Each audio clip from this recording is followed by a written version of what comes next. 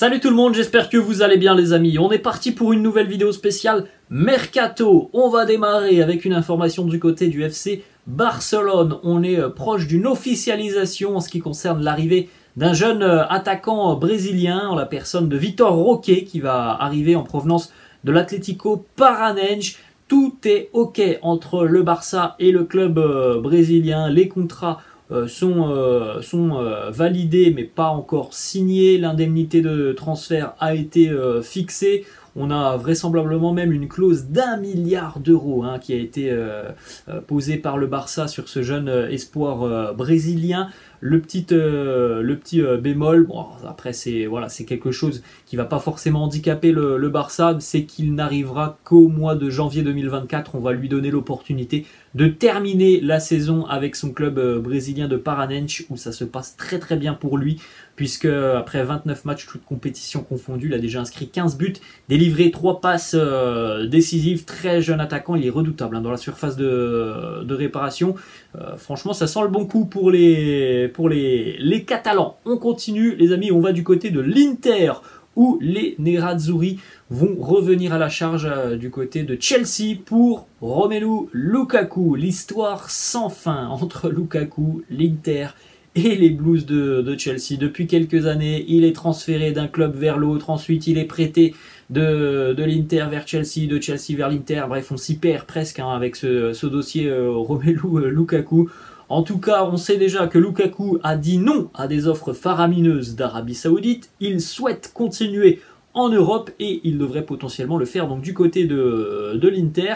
L'Inter va donc redémarrer des négociations avec les Blues de Chelsea. Cette fois-ci, on parle d'un prêt avec une option d'achat qui pourrait donc être incluse. Pour le moment, on est véritablement sur les prémices de ces négociations. Mais en tout cas, voilà, je pense que Lukaku, lui, est assez favorable à un nouveau prêt du côté de Milan. On enchaîne, les amis, avec une autre information qui concerne là aussi l'Inter, arrivé d'un milieu de terrain en provenance de Sassuolo contre 25 millions d'euros. Davide Fratesi s'engage avec l'Inter, un joueur qui a beaucoup progressé depuis quelques années après ses passages à Monza et Sassuolo, notamment Sassuolo, une équipe qui est réputée pour proposer du jeu et aussi pour faire progresser des jeunes espoirs comme Davide Fratesi, contrat de 5 ans avec l'Inter.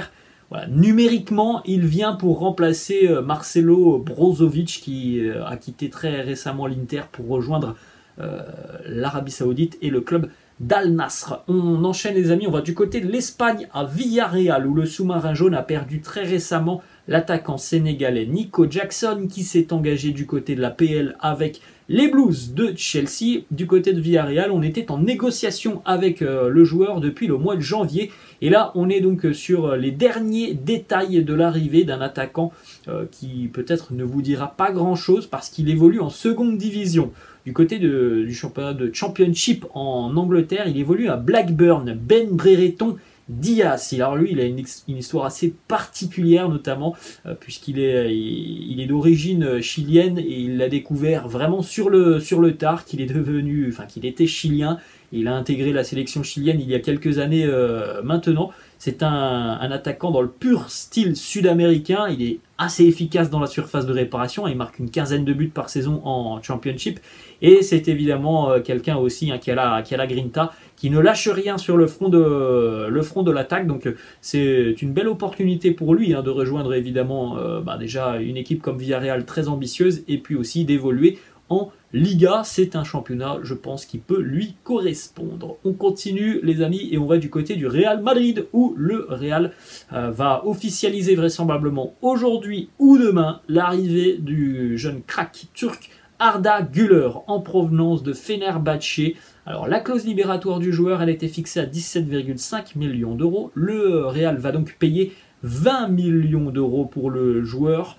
Il y aura certainement une clause qui sera inclue aussi par Fenerbahçe sur une éventuelle revente future du joueur. On avait beaucoup de grands clubs européens qui étaient intéressés déjà depuis quelques semaines. Le Barça qui espérait finaliser le dossier depuis quelques jours.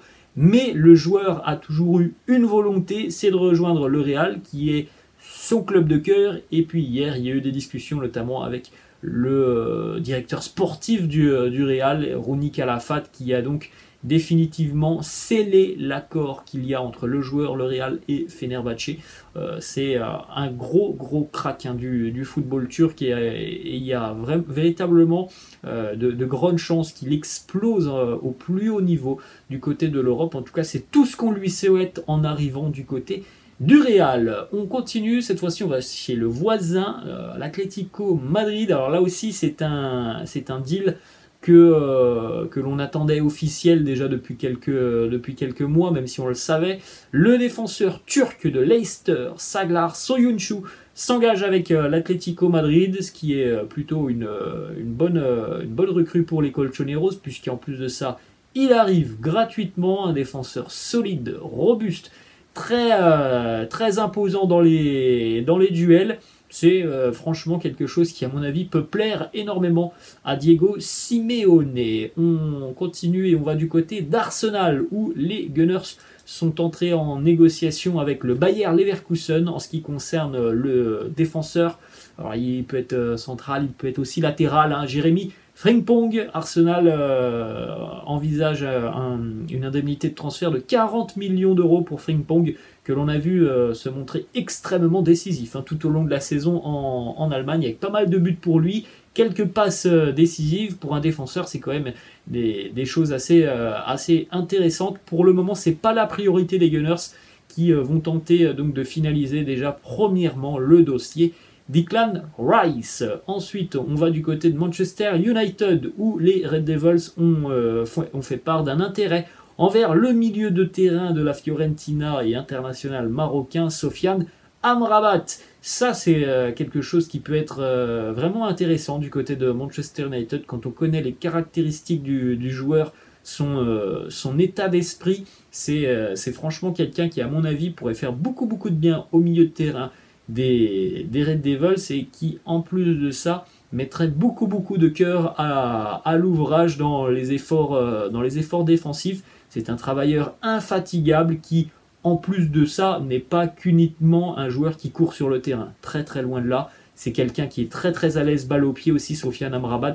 On espère tous le voir un petit peu plus haut qu'à la Fiorentina. Donc voilà, ça peut être une très belle opportunité pour lui que de rejoindre l'APL et Manchester United. On enchaîne avec une information qui concerne Steven Gerrard. On en a parlé hier de Steven Gerrard.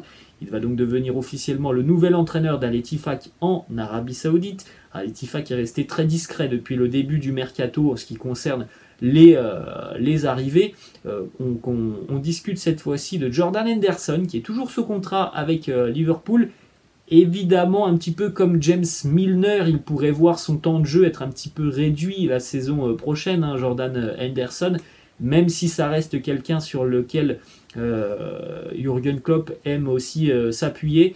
Il n'est pas évident à l'heure actuelle de se dire que Jordan Henderson aura un rôle majeur dans le 11 des Reds l'année prochaine, donc on n'est pas à l'abri d'un départ, tout comme Pierre-Emerick Aubameyang, qui lui aussi n'est pas franchement en odeur de sainteté du côté de Chelsea. Donc là aussi, on ne peut pas écarter la piste d'un départ de l'attaquant gabonais. Et on termine du côté de l'Olympique lyonnais.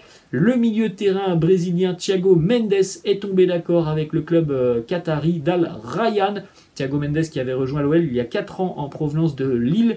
Il y avait véritablement une hype autour de Thiago Mendes lorsqu'il est arrivé, parce qu'il sortait de saisons très convaincantes du côté de Lille. Franchement, après 4 ans à Lyon, on va pas se mentir. Bon, après, c'est vrai que Lyon, c'est un contexte hyper particulier, mais on va pas se mentir, on a tous été très déçus de son rôle sur le terrain. Alors, parfois milieu de terrain, parfois défenseur, auteur de pas mal de bourdes et d'erreurs. Il n'a jamais trouvé la stabilité qu'il avait du côté de Lille à Lyon, et ça reste pour moi un gros échec, surtout que l'OL avait pas mal investi quand même il y a 4 ans sur lui, et je crois que c'était un petit peu plus de 20 millions d'euros si je me trompe pas. Donc voilà, je ne suis pas sûr du tout que l'OL va retomber sur ses pattes par rapport au départ de Thiago Mendes. Voilà les amis, la fin de cette vidéo, j'espère que ça vous a plu. N'hésitez pas comme d'habitude à lâcher un petit pouce bleu. N'hésitez pas non plus à vous abonner à la chaîne, je vous laisse et je vous dis à la prochaine. Ciao.